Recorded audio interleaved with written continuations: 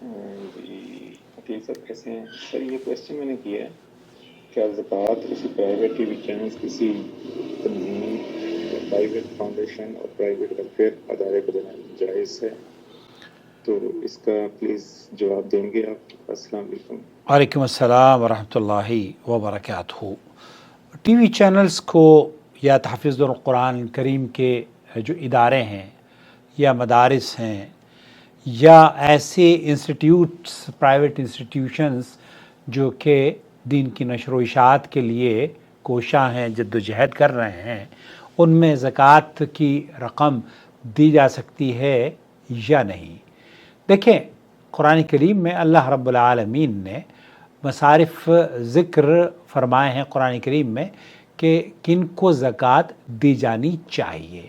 کیا زکوٰۃ کی جو رقم ہے شرعی کتابیں چھاپنے میں صرف کی جا سکتی ہیں؟ کیا زکوٰۃ سے علم کی نشر و اشاعت کا کام لیا جا سکتا ہے؟ کیا قرآن کریم کے حفظ کے مراکز کو زکوٰۃ دی جا سکتی ہے؟ یہ ایک ایسا حساس اور بہت ہی پوچھے جانے والا سوال ہے جس پر اس سے پہلے بھی گفتگو کی جا چکی ہے۔ قرآن کریم میں اللہ تعالیٰ نے فرمایا ہے انما الصدقات للفقراء والمساکین والعاملین علیہا، سورہ توبہ کی آیت نمبر 60۔ یہاں جو اللہ رب العالمین نے کیٹیگری بیان کی ہے، ان کیٹیگریز میں فریضۃ من اللہ یہ بیان کیا کہ یہ اللہ تعالیٰ کی طرف سے فریضہ ہے، یعنی یہ تقسیم اللہ کی طرف سے مقرر کردہ ہے، اس میں اپنی طرف سے اضافہ یا کمی کی گنجائش نہیں ہے۔ اور اسی بات کو لے کر شیخ سعد الخسلان یہ فرما رہے ہیں، اس سلسلے میں اہل علم کے درمیان اختلاف تو پایا جاتا ہے کہ آیا یہ جو مصارف ہیں زکوٰۃ کے، ان میں قرآن کریم کی نشر و اشاعت یا دینی ادارے، جن اداروں میں خالص توحید کی یا دین کی نشر و اشاعت جو لوگ کر رہے ہیں، انہیں فائنینشیل سپورٹ کے طور پر زکوٰۃ کی رقم دینا چاہیے یا نہیں؟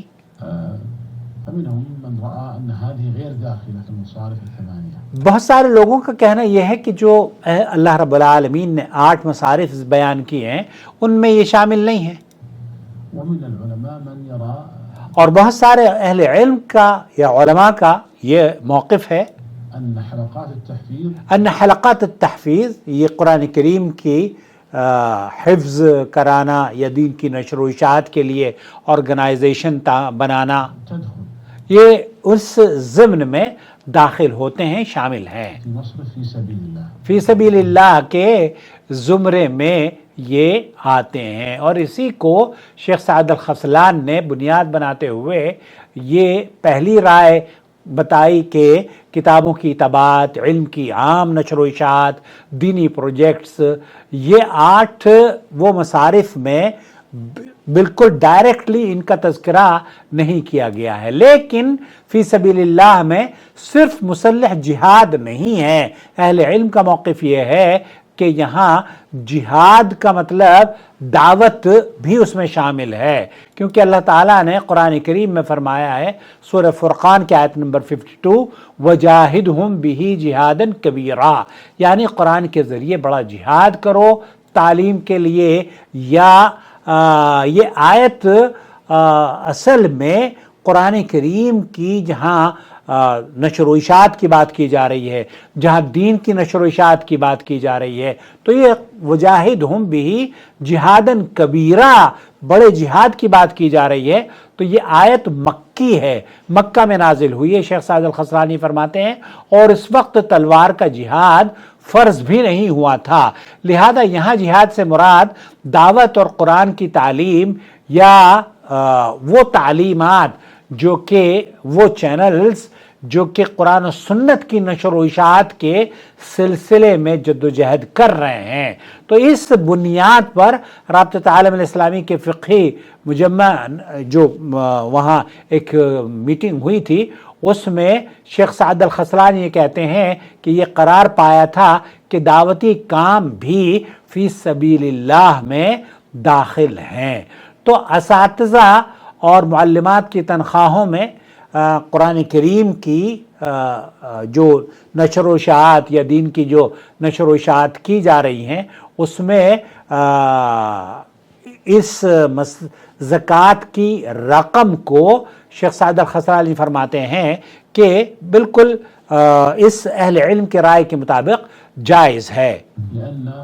مصرف في سبيل الله المقصود به الجهاد في سبيل الله. الجهاد في سبيل الله. جمهور أهل العلم والجهاد لا ينحصر في جهاد السلاح وإنما يشمل جهاد الدعوة. جہاد الدعوة بھی اصل میں اس کو ہم فراموش نہیں کر سکتے. لأن جهاد الدعوة هو الأصل.